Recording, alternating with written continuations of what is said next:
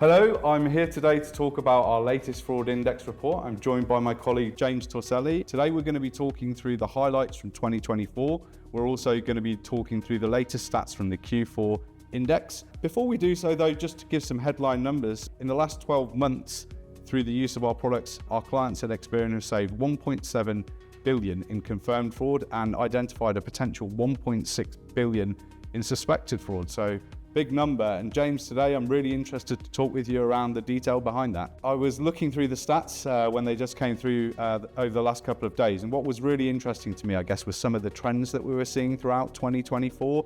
So can you maybe talk to me around the trends we're seeing at portfolio level? Which areas have we seen growth and which areas have we seen reduction? It's been a bit of an interesting year, really.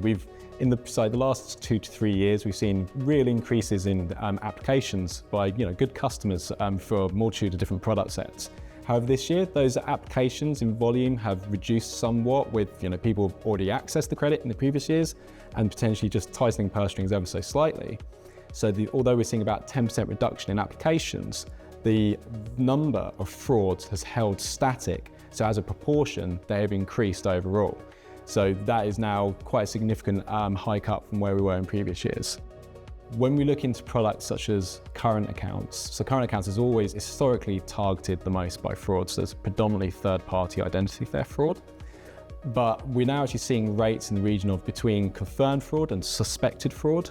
About 1 in 20 applications now is at least suspected of being fraudulent, if not confirmed. 1 in 20, I mean, that's a phenomenal rate compared to what we'd expect historically or what you'd see in general from a fraud perspective. Talk to me about savings accounts. It looks like savings has seen some material increases in the year. Yeah, definitely. So in the last few years, savings has been one of the least targeted product sets. However, throughout the whole of this year, we've seen it's a noticeable stable increase throughout of it. So we're now at about 0.8%. So just shy of 1 in 100 applications being potentially fraudulent. And we know that part of this is driven by an increase in under 20-year-olds who are committing first-party fraud and it's misuse of products, so potentially money mule activity on this. So we know that we've got mule herders operating in this space to the extent of now it's about 6 to 7% of all the frauds is an under 20-year-olds taken out an account fraudulently. I know we talked about that general trend across the year on savings, but I'd maybe like to get into a bit more granularity around what we're seeing within those portfolios. So are there any insights from a geodemographic perspective that you can provide around the profile of maybe first and third party fraud?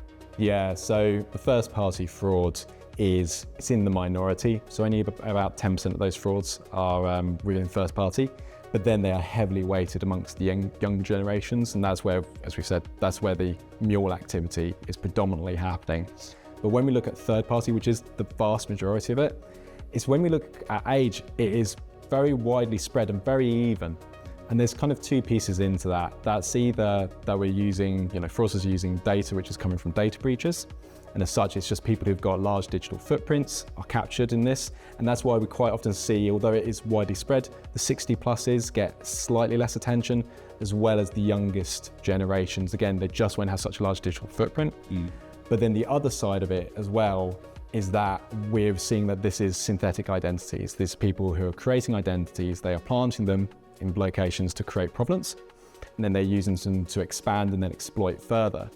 This actually is, kind of comes out further within the wider demographics where we look at social economic makeups of households, where although it is fairly random across all the different groups, we do see for these synthetic identities, they're quite often created around individuals who are medium to high earners, who have got strong credit footprints as well. They're targeted for being able to pass affordability checks. And as such, they're an ideal identity to create, as well as being an ideal perfect victim to target.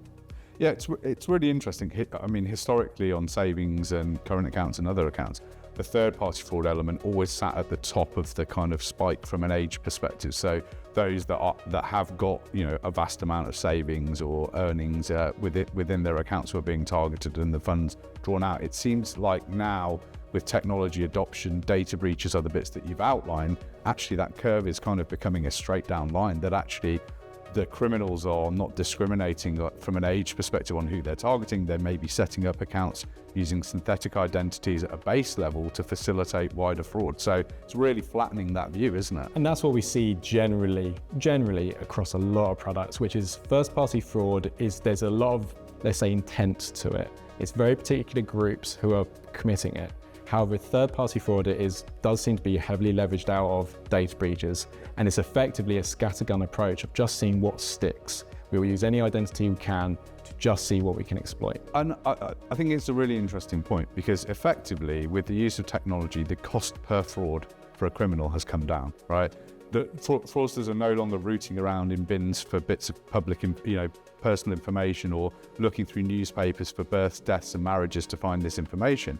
They go onto the dark web, they purchase some data, they begin to use that data to create an identity. They'll use the tools available to them to build up those identities, or they can simply just steal someone's information. So I think you're right. Your point around the geodemographic profile is really interesting, particularly on age, is do more elderly people have a smaller online presence and smaller footprint and smaller data footprint than maybe younger people that might be more frequent users of social media, more used to using technology and setting up accounts, and maybe that's having a factor, and that's why we're seeing that younger demographic starting to catch up with the elder demographic from an age perspective. So in our recent fraud predictions, we talked somewhat about some of the trends around the use of technology and adoption of technology, particularly AI. And again, I think when I'm looking through the stats for the year and for this quarter, I see the profile of the fraud categories within the mortgage portfolio in particular really having a few changes and movements, particularly around things like false documents and other areas.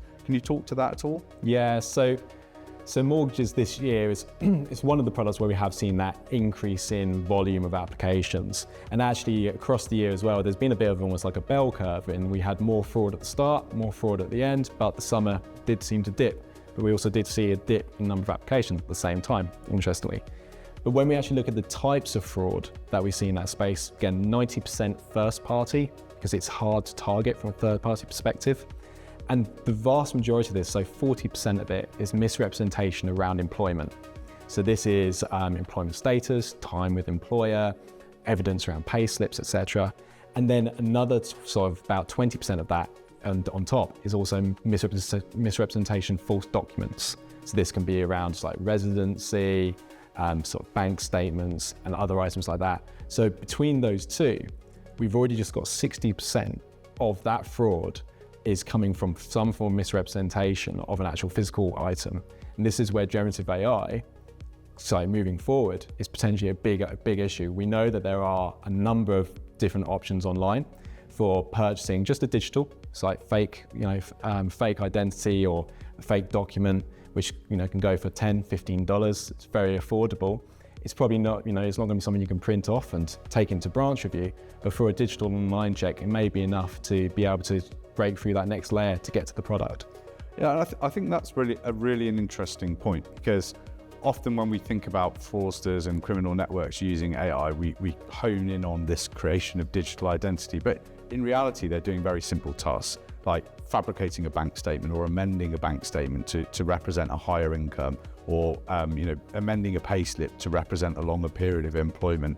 I think there's an element within there when you're talking to, I guess, the misrepresentation of employment is an interesting one, particularly with the economic climate, that actually some of that could be generated by economic uncertainty, I think, as well as part of the process. So people, may not be as secure in their employment as they have been historically, which would translate to that first-party fraud element within mortgages. So looking ahead at the rest of 2025, so what are your predictions for what's going to be happening with fraud?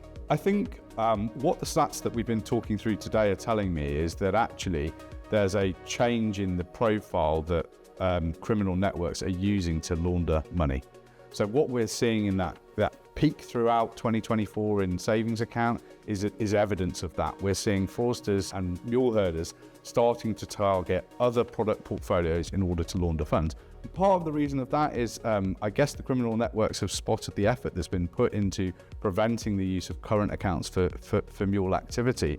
What we will see as we step through 2025 and beyond is fraudsters will continue to look for those loopholes in the system. So that could be, where you're processing a payment or you're able to extract funds to another account, where you can take funds into some form of payment methodology. You can see that on everything from credit cards to vouchers to even potentially loan repayments as well. So what we may well see in 2025 and beyond is that similar sort of spike that we've seen in savings accounts starting to transfer onto credit cards and other portfolios as those mule herders target young and vulnerable people, asking them to set up those accounts and again using them to facilitate money transfer. I think the interesting thing as we step into 2025 will be it's not going to have to just be the banks and financial services companies. Actually, any organisation that's taking payments, processing transactions is going to need to do the same. I think the key for me is having a layered strategy approach. Like, data is mission critical to understanding risk. What the stats this year and our experience has taught us is that the geodemographic profile of the victims and perpetrators of fraud is merging. Effectively, those profiles are becoming increasingly difficult to differentiate. So now having multiple different data points and triangulation of data is going to be mission critical to understanding the difference between a potentially good customer and a fraudster trying to commit fraud.